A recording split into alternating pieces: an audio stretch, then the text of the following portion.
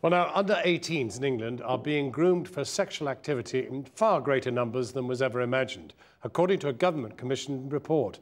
Ministers say that gifts are often used as means of coercion.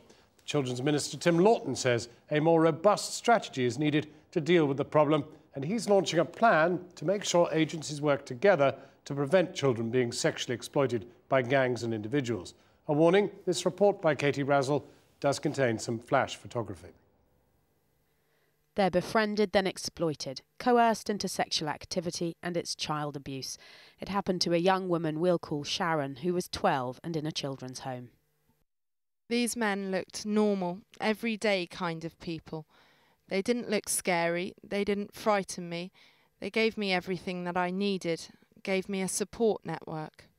She told me, having gained her trust, they sold her for sex to men across British cities for 2 years. After about 6 weeks, I was taken to one party at an arcade, and on the pool table there was a bag placed on the table. It had guns, ammunition, drugs. There was no way I was going to say, no, I can't do something.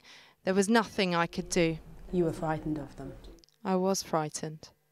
Sharon had nobody looking out for her. She was very vulnerable.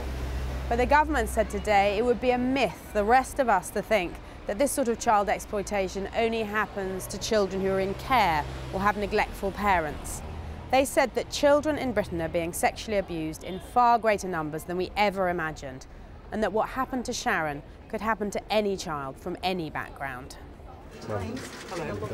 All backgrounds, including the Barnardo's patron, the Duchess of Cornwall, were present today at the charities conference on child exploitation. There too, the Children's Minister and a host of agencies involved in the problem. They listened as Sharon bravely told her story. We must protect her identity and couldn't film her speech, but she implored, if the abusers can recognise vulnerable children, why can't we? Why can't we get to them before the guys do?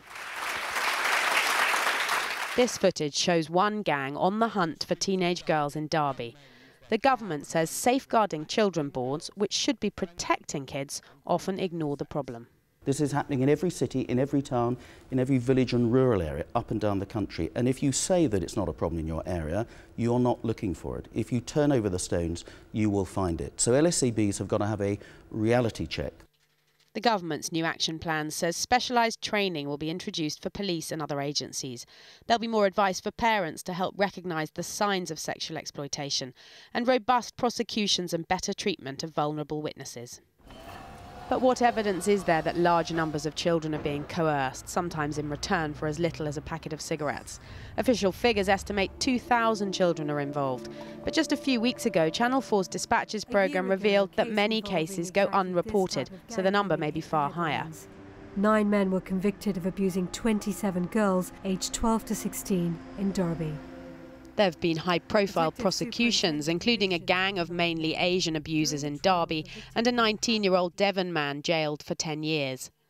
Sharon was lucky to escape her tormentors, but she told me the awful fate of some of the other girls involved. Some are missing, some are on drugs, some are out of it, a few are dead.